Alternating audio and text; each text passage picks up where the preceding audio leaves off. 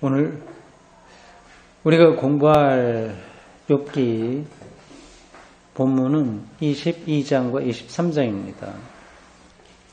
많이 왔네요. 이 욥기가 어떻게 보면 조금 지루할 수 있는 그런 성경이에요. 그리고 오늘도 성경 공부 준비하면서 잠깐 언뜻 생각했는데 이게 성경에 나와 그 전체 중에서 뭐라고 표현할까요? 그러니까 아멘을 하지 말아야 될 내용들이 제일 많은 책입니다. 무슨 말인지 아시겠죠?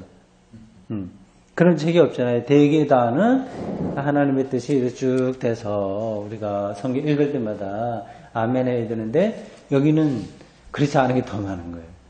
이 친구들이 하는 얘기가 더 많거든.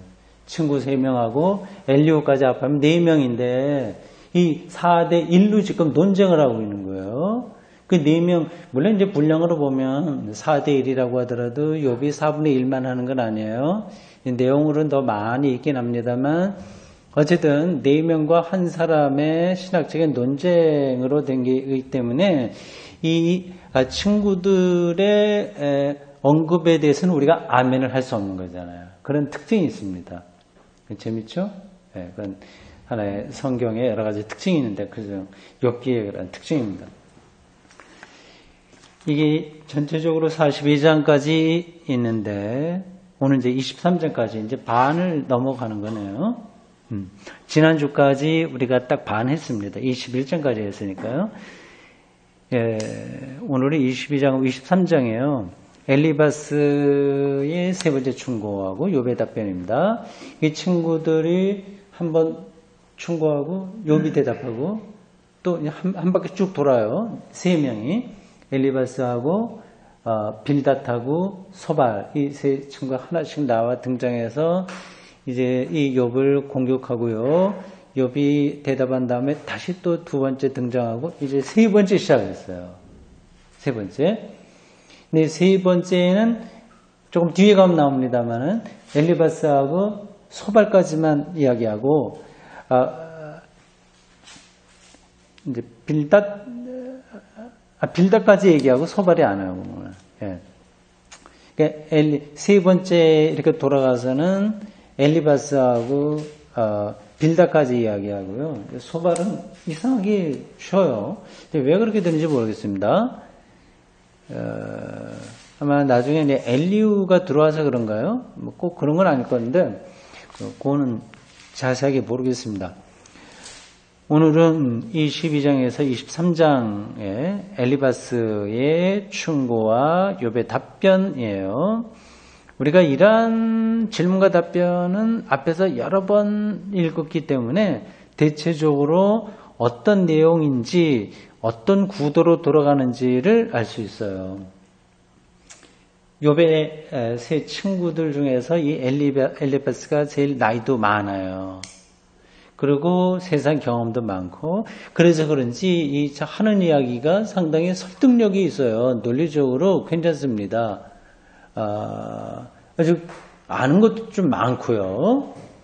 그 지혜로운 선생의 모범자라고 할 수 있습니다. 그러니까 가장 은혜롭게 설교하는 목사님, 아주 큰 목사님이라고 할까요? 아주 그렇게 많이 대중적인 어떤 그 인기를 끌 수 있는 그러한 지혜로운 모범 교사의 대표자가 바로 엘리바스라고 할 수 있습니다. 이제 세 번째 나와서 쭉 일장 연설을 하는 거죠.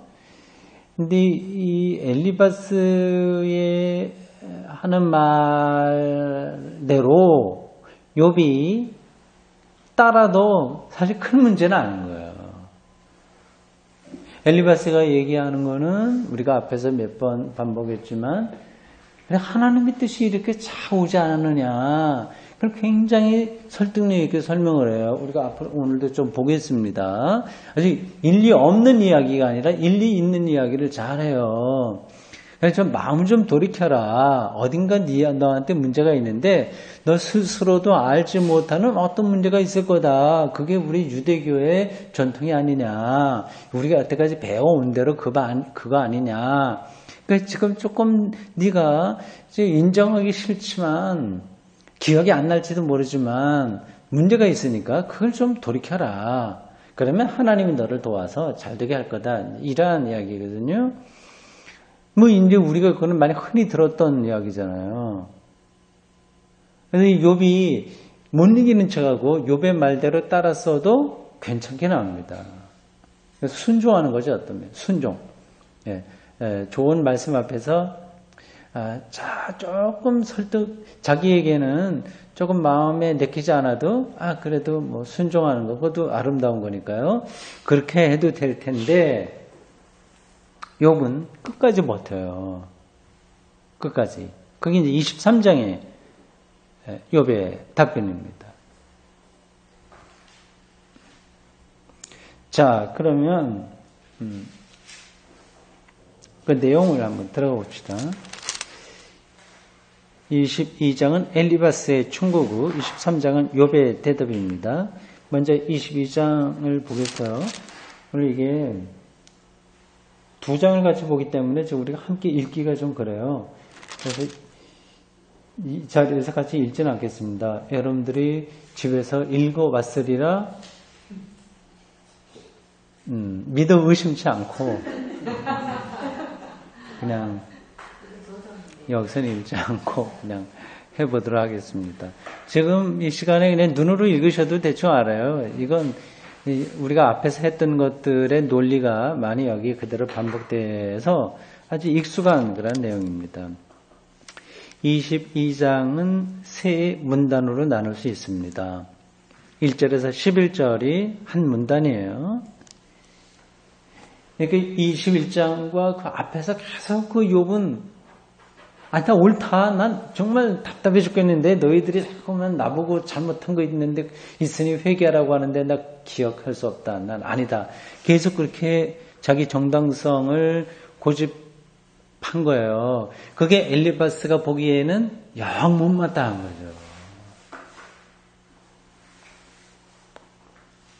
거죠. 그 당시에 우리가 그 자리에 있었다고 한다면 엘리바스의 말에 일리가 있다고 생각하겠어요?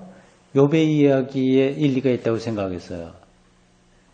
엘리바스예요.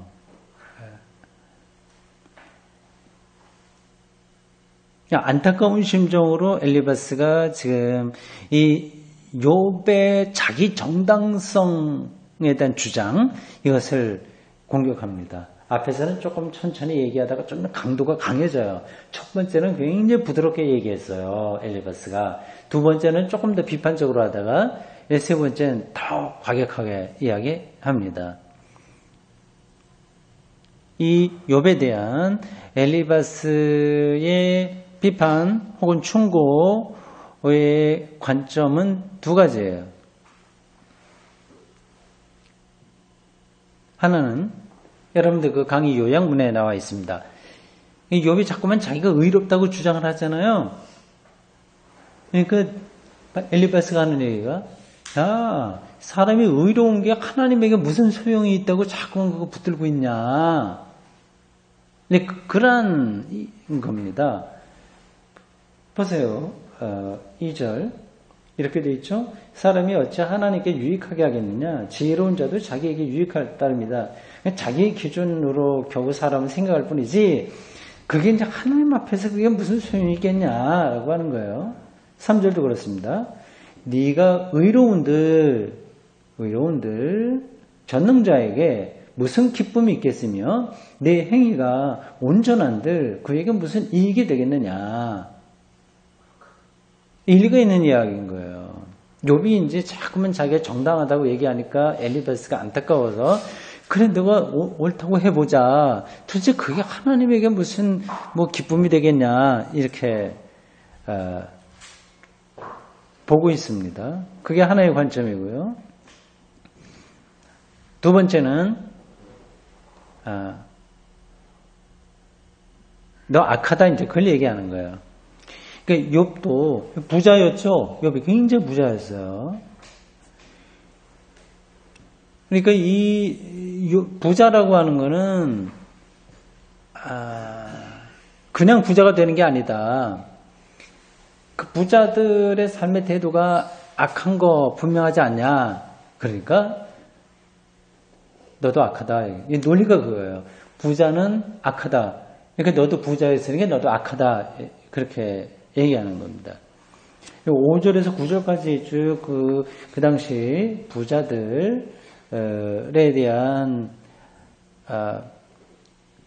설명이 나와요. 5절에서 9절. 우리가 많이 들었던 내용입니다. 6절부터 보십시오. 6절. 까닭 없이 형제를 볼모로 잡고 헐벗은 자의 의복을 벗기며. 예, 율법에 보면 이런 거 하지 말라고 얘기하잖아요. 많이 나오죠. 많이 나오는 이야기예요. 헐벗은 자의 의복을 전당 잡아가고 돈 없으니까 자기가 겉옷을 맡기고 돈 빌려서 한 끼니 먹고 살잖아요. 그럼 해가 지기 전에 돌려줘야 되는데 안 돌려주는 거 이런 거 하지 마라. 그 이야기는 그런 일들이 그 당시에 많았다고 하는 겁니다. 수전노처럼 그렇게 악착같이 돈에 매달리지 않으면 부자가 되지 못하니까 너 그렇게 한 거 아니냐 그거죠. 7절 목마른 자에게 물을 마시게 하지 않고 줄인 자에게 음식을 주지 아니하였다. 비슷한 논리입니다. 8절 권세 있는 자는 토지를 얻고 존귀한 자는 거기서 사는구나. 9절 너는 과부를 빈손으로 돌려보내고 고아의 팔을 꺾는구나. 예, 율법과 예언자들이 엄중하게 경고했던 그러한 잘못들인 거예요. 네가 그렇게 당대에 근처에서 소문이 날 정도로 부자로 살았다고 하는 것은 뭐 이런 일반적인 행태들이 너에게 있었던 거 아니냐 이렇게 공격하는 겁니다.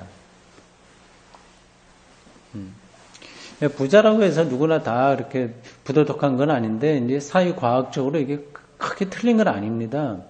부라고 하는 거는 늘 한정적이기 때문에요.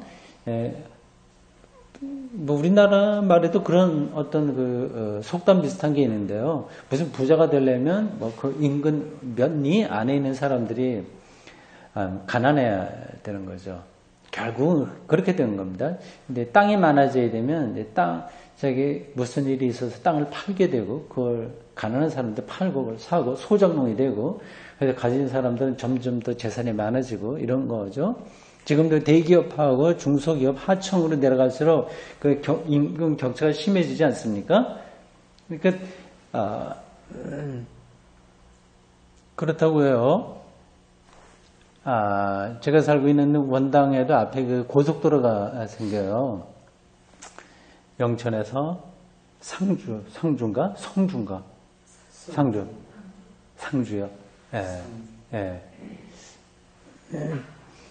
그 고속도로가 그 앞으로 날 줄 알았으면 그걸로 이사 가지 않았을 텐데, 다 이제 고속도로 완성되면 소리가 얼마나 크게 들릴지 모르겠습니다. 괜찮아요, 그래도. 근데 그런 것들을 만약에 뭐 지금 대림이 그 공사를 하고 있는데, 그게 다 하청으로 들어간답니다. 일부를. 그래서 누가 와서 뭐하고 덤프트럭 이런 사람들하고 이게 다 하청 이렇게 간다고 해요. 그러니까 처음에 공사에게 많은 부분들이 중간에 마진으로 떨어지고 실제로 노동하는 사람들에게 가는 거는 그게 아니라고 하네요. 예. 오늘 여기 이렇게 표현되어 있는 것이 크게 약간 과장되긴 했겠지만 그 시대나 지금이나 마찬가지의 어떤 사회과학적 안목으로 볼 때 일리가 있는 게 아닌가 이런 싶은 생각이 듭니다.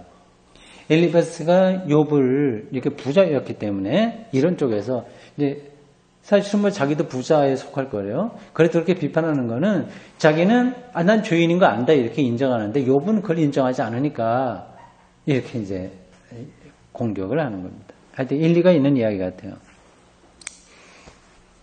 두 번째 문단은 12절에서 20절입니다.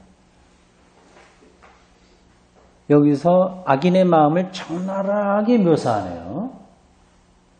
그래서 성경이 성경이 하나님의 말씀으로서 권위가 있을 뿐더러 인문학적인 관점에서도 그렇고 심리학이라든지 뭐 이런 여러 가지 차원에서도 이제 본질을 꿰뚫어 보고 있어요. 그래서 악한 사람들의 마음을 잘 표현하고 있습니다. 예.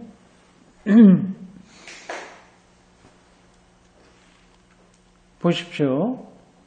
이제 12절에 보면 뭐 하나님은 하늘에 있으니까, 그러니까 이 땅에서 벌어지는 일들 그건 뭐 알겠냐, 우린 몰래 한다, 그런 마음들이 있다고 하는 거죠. 그러니까 하나님을 두려워하지 않는 그런 마음을 여기서 이야기하고 있습니다.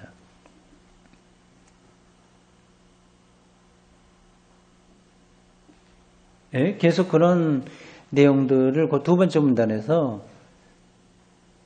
엘리바스가 욥을 비판하면서 악한 사람의 심리가 바로 너와 같다. 너희들 똑같이 그렇게 생각하지 않냐. 이렇게 비판하고 있습니다. 참고적으로 18절 보면요. 한마디만 짚으면 이렇습니다. 거기 약간 이해하기 힘들어서 한마디 설명합니다. 18절. 하나님이 좋은 곳으로 그들의 집에 채우셨느니라. 악인의 계획은 나에게서 머니라. 이제 악인의 계획. 그 악인의 계획은 나에게서 멀다. 이렇게 표현한 거는 엘리바스가 악인은 하나님께서 징벌할 게 틀림없기 때문에 나는 그들의 일에 상관하지 않겠다. 그 얘기죠. 그러니까 이 욥 네가 이렇게 망한 거는 하나님의 심판이다.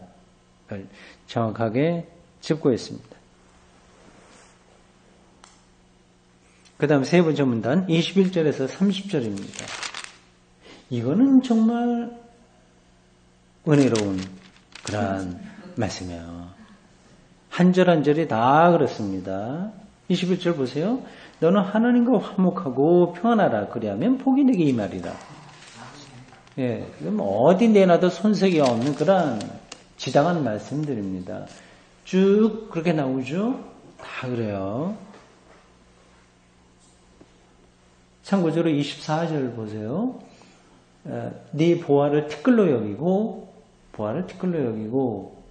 오빌의 금을 계곡에 돌려 여기라. 오빌은 금광산, 금을 캐는 광산 있는 지역이라고 해요. 그러니까 거기 이제 벼락부자가 될 수 있는 그런 거죠. 그러니까 황금보기를 돌같이 알아라. 그런 뜻으로 쓴 겁니다. 쭉 그런 이야기가 좀 나와요.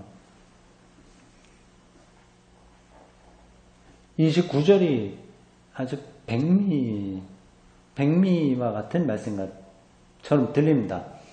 사람들이 너를 낮추거든 너는 교만했노라 말하라. 하나님은 겸손한 자를 구원하시리라. 예. 하나님 앞에서 어떤 태도를 취해야 되는가에 대한 정확한 유대인들의 지혜 전통을 여기서 다시 한번 말하고 있습니다. 그래서 요것 21절에서 30절까지 앞부분도 마찬가지, 그 말 자체로만은 괜찮은 게 있는데 요 부분에서는 유독히 더 그래요. 21절에서 30절까지는 만약에 이게 엘리바스가 욥에게 한 이야기가 아니라고 생각하고 따로 떼어서 본다면 정말 이건 귀한 유대인들의 신앙이고 가르침입니다. 시편이나 잠언, 전도서 여기에 있을 만한 그런 귀한 말씀이에요. 그러니까 제가 다른 데도 한번 말씀드렸습니다마는 그 말이 아무리 옳다고 하더라도 그 상황에 맞지 않으면 그거는 저주가 될 수 있는 거예요. 그러니까 설교자가 설교할 때 참 어려운 거죠.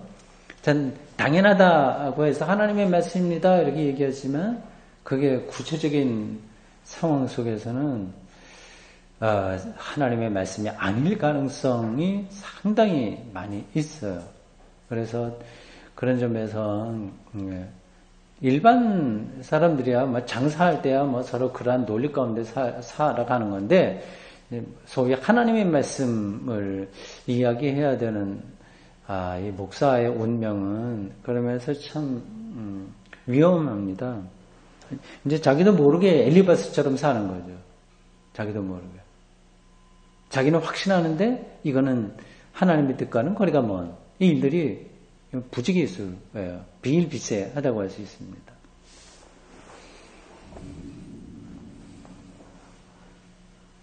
자, 여기까지 이제 엘리바스의 이야기가 끝났고요. 이거를 들었어요. 욥이.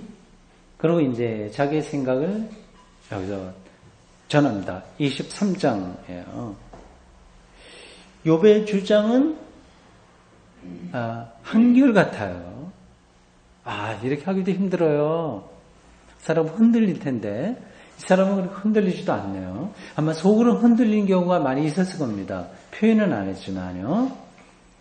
이 사람의 주장은 한결같아요. 자기는 하나님으로부터 이러한 징벌을 받을 정도로 죄를 짓지 않았다는 것입니다.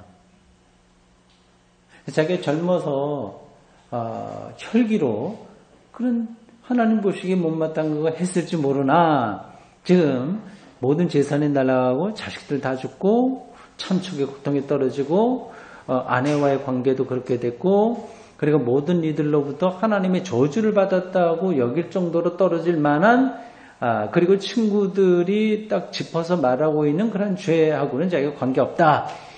도저히 말하기 힘든 어떤 마지막 단계에 그 줄을 딱 붙들고 마치 외줄을 타듯이 백척간두라고 할까요? 그 꼭대기에 올라가서 그는 어떠한 사건과 마주치면서 자기 온몸을 거기에 던지고 있는 겁니다. 단적으로 10절이 이렇게 그걸 표현하네요. 10절. 네, 요건 같이 한번 읽어보겠습니다. 23장 10절 같이 읽겠습니다. 그러나 내가 가는 길을 그가 아시나니 그가 나를 단련하신 후에는 내가 순금같이 되어 나오리라. 예. 요 구절은 우리가 역시 앞에서 공부할 때 2장 공부할 때인가 1장 공부할 때인가 한번 짚은 이야기예요. 이 구절 봐라. 정말 우리 욥이 이렇게 어려움을 당하는 것은 단련받는 거다. 이제 그래서 단련이 잘 끝나면 그럼 이제 하나님 앞에서 정금처럼 멋진 신앙인으로 바로 서게 된다. 그런 말씀으로 이해하는 게 옳다. 그렇게 생각들 많이 했어요. 근데 그러한 주장은 욥의 주장이 아니라 엘리후의 주장이라고 제가 말씀을 드렸어요. 근데 엘리후 이제 뒤에 나옵니다. 엘리후 이야기는 참 길게 나와요. 근데 엘리후의 논리를 욥이 했을 까닭이 없는 거예요. 그러니까 이거는 욥이 한 이야기가 아니다. 만약에 이렇게 했다면 그럼 도대체 이게 어찌된 영문인가 이것에 대해서 설왕설래했습니다. 근데 이 개역 개정 성경이 오역에 가깝다 그렇게 제가 설명을 했어요. 그래서 공동번역을 그때 한번 설명을 드렸을 겁니다. 공동번역 여러분들 강의한 요약에 보세요. 이렇게 되어 있습니다. 그런데도 그는 나의 걸음을 낱낱이 아시나니 털고 또 털어도 나는 순금처럼 깨끗하리라. 우리가 가지고 있는 개역 개정하고 뜻이 다르죠? 확실하게. 내가 루터 번역, 루터 성경을 제가 잠깐 오늘 공부하면서 봐서 제가 의역을 했습니다. 이렇게 되어 있어요. 그는 내 길이 선하다는 사실을 아신다. 그가 나를 시험하셔도 나는 금처럼 순결한 자로 인정받을 것이다.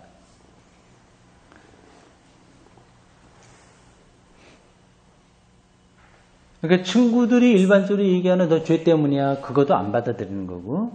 이건 하나의 과정이기 때문에 이걸 통해서 내가 더 뛰어난 믿음의 사람이 된다. 이러한 엘리후의 말도 자기는 받아들이는 거 아니고요. 이 구절은 나는 깨끗하다 그 얘기입니다. 난 순결하다. 난 죄에 있는 게 아니다. 사실 이렇게 말하기 쉽지 않아요. 누가 이렇게 말할 수 있겠어요. 근데 욥은 그걸 붙들고 있어요. 왜 그럴까? 뭘 얘기하려고 하는 것일까? 생각을 더 하셔야 됩니다. 욥이 자기는 죄하고는 관계가 없이 정금과 같다 이러한 확신이 있지만 그걸 친구들에게 설득하기는 어렵습니다. 이해받기는 어려운 거예요. 양쪽 다 평행선을 걷기 때문에 그렇습니다. 제가 그 바로 옆에 있었다면 욥의 말에 제가 수긍할 것 같아요. 그 사람의 고유한 영적인 시각에서 이런 자기에게 떨어진 재난을 그 재앙을 어떻게 극복해가는지에 대한 천편일률적인 방식이 아니라 그 사람만의 고유한 시각이 거기 살아있구나 그렇게 이해를 할 수 있을 것 같습니다. 그러나 일반적인 건 아니었어요. 그러니까 두 가지 시각이 서로 지금 평행선을 걷기 때문에 이 욥의 친구들이 계속 여러 번 나와서 이야기하는 거하고 이 욥이 또 똑같이 반론을 하고 있는 게 평행선처럼 계속 하고 있어요. 그러니까 이 시각이라고 하는 게 중요합니다. 신앙도 그렇고 세계관도 그렇고요. 이게 서로 충돌하면 잘 해결이 안 되더라고요. 근데 이 시각이라고 하는 건 교정이 잘 안 돼요. 그러니까 어떤 사유의 틀이 딱 굳어져 버리면 이게 이제 계속 그 방식으로만 생각하게 됩니다. 그러니까 뭐 사회 문제는 접어두고 성경만 하더라도 성경 문자주의 이게 딱 박히면 더 이상 다른 게 눈에 보이지 않습니다. 문자적으로만 이걸 이제 받아들이려고 하게 되죠. 그래서 거기서 조금 넘어서 이 문자가 중요한 게 아니라 이 문자가 가리키고 있는 진리가 중요하다. 이게 무슨 말인지를 이해하려고 하지는 않습니다. 지금 이 욥과 욥의 친구들 사이에 이 큰 인간이 만난 재앙 앞에서 그를 바라보는 시각이 평행선을 걷고 있는 거예요. 근데 일단 이들이 똑같은 건 있어요. 하나님은 변하지 않으신다. 하나님은 옳게 판단하신다. 하나님은 늘 자기 뜻을 이렇게 우리들에게 온전하게 하신다. 이제 그거는 맞는 거예요. 근데 이제 그게 오늘 공부에 좀 순서가 바뀌어야 되겠습니다. 미리 결론 부분을 말씀드려야 되겠네요. 이제 그건 똑같네요. 하나님이 어떤 분이라고 하는 생각은 똑같아요. 그런데 결론이 다른 게 그러기 때문에 욥의 친구들이 볼 때에 욥은 죄인이고 욥이 볼 때에는 하나님이 바로 그런 분이기 때문에 나는 의롭다 이렇게 보고 있습니다. 하나님이 똑같은 건 인정해요. 어떤 분이라고 하는 거. 근데 이 해석이 다른 거죠. 아주 복잡한 얘기인가요? 네. 자, 여러분 그 강의한 밑에서 두 번째 단원 보십시오.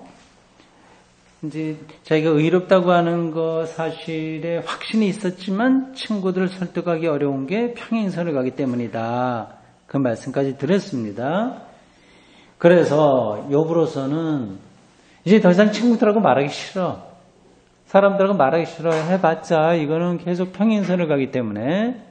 그래서 하나님이 나타나 주기를 바라는 거예요. 하나님하고 변론하고 싶어. 얼마나 답답한 심정이었으니까 쓰는지 이해가 갑니다. 그러니까 그 어떤 누구도 자기를 이해하지 못하는 상황.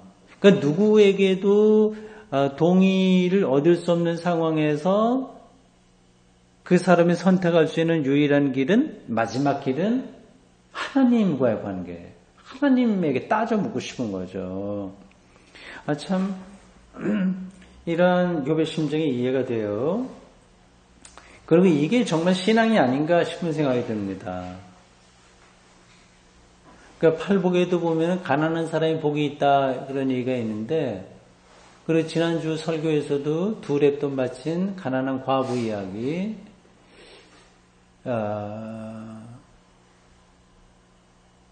그러니까 어떤 사람과의 관계에서도 자기가 인정받을 수 없는 상황에서 하나님에게만 자기의 영혼을 완전히 맡길 수 있는 그런 사람이 행복한 거고 하나님과의 관계에 들어갈 수 있는 거죠.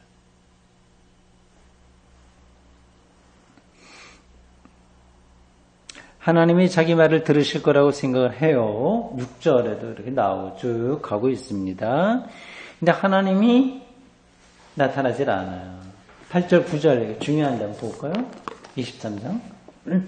친구들하고는 더 이상 말하기 싫어. 해봤자 이건 똑같은 이야기만 되니까요. 그래서 하나님하고 따지고 싶은데 하나님 나타나지 않으신 것 같아요. 8절, 9절 함께 읽겠습니다. 그런데 내가 앞으로 가도 그가 아니 계시고 뒤로 가도 보이지 아니하며 그가 왼쪽에서 일하시나 내가 만날 수 없고 그가 오른쪽으로 돌이키시나 배울 수 없구나. 욥의 마음이 이해가 되죠? 하나님의 침묵이에요. 하나님을 만날 수가 없어요. 이게 어떤 뜻인지 아시겠죠? 진리가 드러나지 않는다고 하는 거예요. 정말 자기는 어떤 사실을 알고 있는데 이 재난 이게 죄 때문 아니라고 하는 사실을 알고 있는데 이게 다른 사람들에게 도저히 이해가 되지 않는 상황. 그러니까 그 사람들에게 진리가 이해되지 않는 상황, 이걸 하나님의 침묵으로 이해를 한 거죠. 예. 하나님이 이 욥이 이렇게 말하듯이 안 계신 거겠어요? 그건 아니죠. 하나님의 침묵이 아니라 하나님이 다른 방식으로 말씀하시는 거예요. 그러니까 사람들이 그걸 이해하지 못할 뿐입니다. 예. 우리는 이제 그걸 아셔야 됩니다. 다른 방식으로 말씀하신다. 그래서 이 욥이 당한 재난 이런 것들이 죄가 아닌 것이라고 하는 사실을 이 욥의 친구들은 이해를 못했는데, 그러니까 그들은 자기들이 알고 있었던 것만을 전제해서 하나님의 말씀을 들으려 했기 때문에 하나님의 침묵이 일어날 수밖에 없는 거죠. 여기서 이제 우리는 어떻게 침묵처럼 보이는 그 상황을 뚫고 하나님의 말씀을 바로 들을 수 있느냐 하는 게 중요합니다. 그거는 어떻게 그렇게 할 수 있을까요? 가장 핵심적인 것은 우리가 어떤 선입관, 이런 것에서 머물러 있으면 안 되는 거예요. 그러니까 마음이 열려 있어야 되는 거죠. 마음이 청결하다고 할까요? 그러니까 하나님의 말씀을 들을 수 있는 그러한 마음의 밭이 중요한데, 많은 경우에는 이제 그게 잘 안 돼요. 그러니까 안에 너무 많은 것들이 선입견이 있어서 그렇습니다. 근데 이게 선입견이라고 하는 건 교육을 통해서 주어지는데, 좋은 교육들은 오히려 우리를 열게 해요. 하나님의 말씀을 더 많이 이해하도록 마음을 열게 하는데, 잘못된 교육은 다른 일반 교육도 그렇습니다만은 거기에 묶이게 합니다. 이 무슨 말씀 이해를 하시겠죠? 그냥 좀 쉽다기보다도 좀 우리가 와닿는 이야기를 하면요, 자식 교육도 그런 것 같습니다. 그러니까 우리는 어떤 틀이 있어요. 자식에 대한 것들이. 그 안에 들어오면 잘했다고 생각하고, 아니면 자식 교육을 못했다고 생각합니다. 그리고 그 틀 안에 자녀들을 맞추려고 노력을 상당히 많이 합니다. 뭐 그게 나쁘다고 말하기는 그렇습니다만 그래 옳은 건 아니에요. 자녀 교육도 정말 바르게 우리가 시킨다면 여러분들 뭐 다 잘 하셨고요. 그건 이제 전제하고 드린 말씀이에요. 그 자녀들이 하나의 인격체로서 자기의 삶을 개방적인 태도로, 개방적이라고 하는 것은 아무거나 막 한다는 뜻이 아니라 어디에 이제 편협하게 빠지는 게 아니라 전체를 바라보고 살아갈 수 있는 그러한 눈을 뜨게 하는 거가 아니냐 생각합니다. 신앙교육도 그런 거고요. 그러니까 교회 안에 신자들이 막 철저하게 잘하는 것, 그것도 뭐 교회에서 필요하긴 합니다만은 거기에 한정되는 게 아니라 더 넓게 하나님의 말씀과 세계를 향해서 눈을 뜨는 그러한 교육이 신앙에서도 중요하지 않냐 하는 생각이 듭니다. 자, 그럼 이제 마지막 부분입니다. 여러분들 마지막 단락 한번 보십시오. 여기서 이제 욥이 이런저런 얘기 많이 좀 했는데 23장에는 좀 짧아요. 근데 이거 앞에서도 많이 얘기를 했습니다. 자기는 떳떳하다고 하는 것을 반복해서 이야기를 했습니다. 근데 이제 두려운 거예요. 자기가 떳떳하지만 두려워. 하나님 앞에서 두려움을 저희가 넘어서기 힘듭니다. 16절 보십시오. 하나님이 나의 마음을 약하게 하시며 전능자가 나를 두렵게 하셨나니. 15절부터 같이 연결되는 거예요. 이 친구들이 얘기할 때는 이렇게 핏대를 올리면서 막 내가 옳다 얘기를 하는데, 그러나 두려운 거죠. 하나님이 그분이 두려운 거예요. 두려움 이유가 몇 가지 있겠습니다만 간단하게 두 개만 말씀드리면 이렇습니다.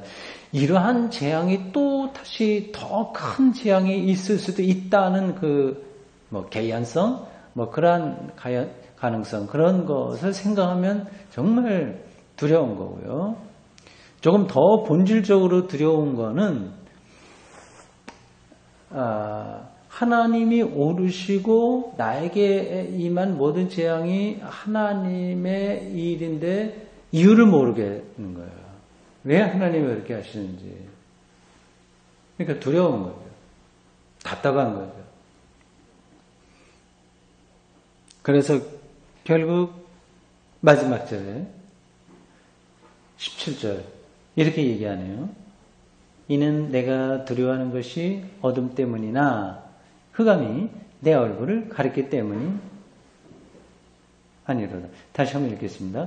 내가 두려워하는 것이 어둠 때문이나 혹은 흑암이 내 얼굴을 가렸기 때문이 아니로다. 조금 전체적인 맥락에서 약간 흐름이 좀 이상하긴 한데요. 이게 다음과 같은 뜻입니다. 지금 내가 너무 두려워서 차라리 흑암에 들어가는, 어둠에 들어가는 거나 아니면 내 얼굴이 완전히 흑암으로 뒤덮여, 그러니까 오히려 낫겠다 그 뜻입니다. 오히려.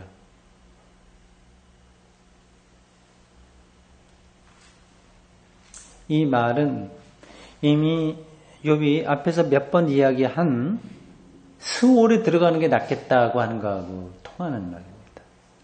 14장 13절, 17장 13절. 그 외에도 몇 군데 더 있어요. 나를 스올에 데리고 가셨으면 오죽이나 좋겠나. 이러한 마음을 토로했습니다. 여기서 다시 한번 그 이야기를 하네요.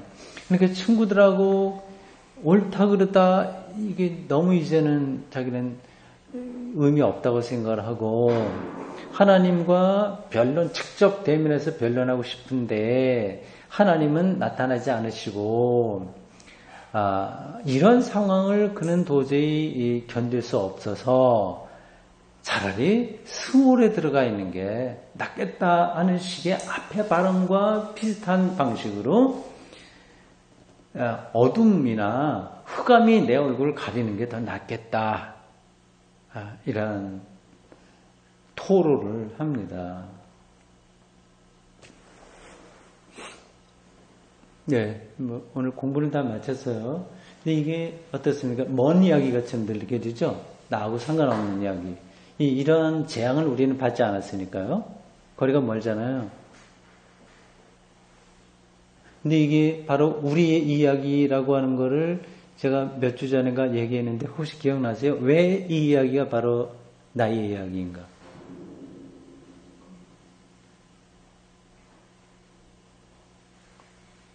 우리는 곧 누가 원하든 원하지 않든 다 욥의 운명에 떨어집니다.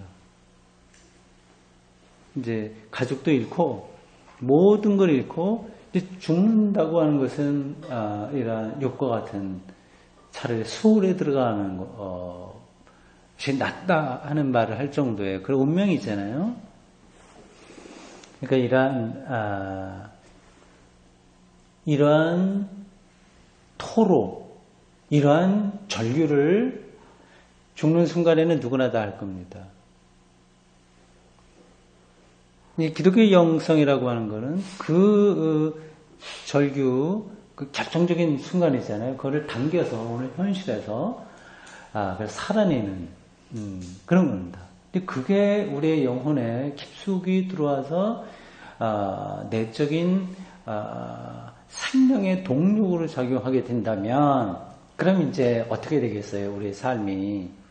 앞에서 찬송 부르면서 제가 잠깐 얘기한 것처럼 하이데거의 표현을 빌린 거, 그러니까 일상회로의 퇴락에 빠지지 않게 되는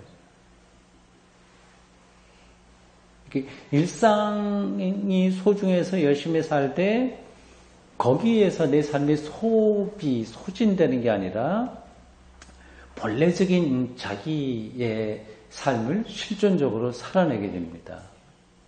저는 이 욥기가 그런 점에서 우리로 하여금 미래의 궁극적인 세계로 들어가는 관문인 죽음과 같은 운명을 미리 이 이야기를 통해서 우리들에게 아주 리얼하게 전해주고 있는 게 아닌가 이런 생각이 듭니다. 그러니까 우리의 이야기인 거죠.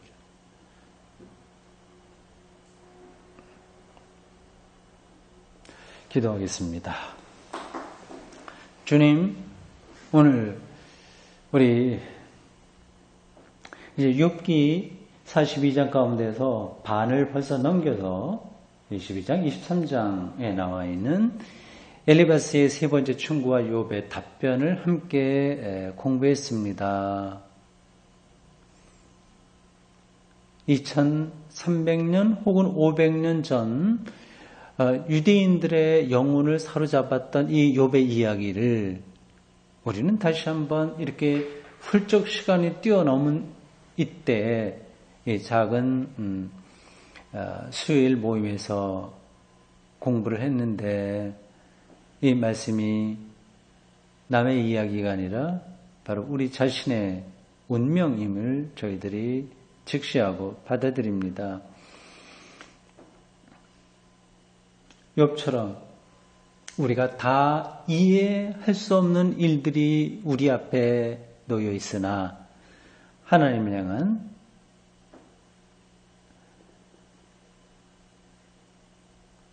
우리의 진정성이 어느 한 순간도 흔들리지 않도록 붙들어 주십시오. 모든 말씀을 예수님 이름으로 기도드립니다. 아멘.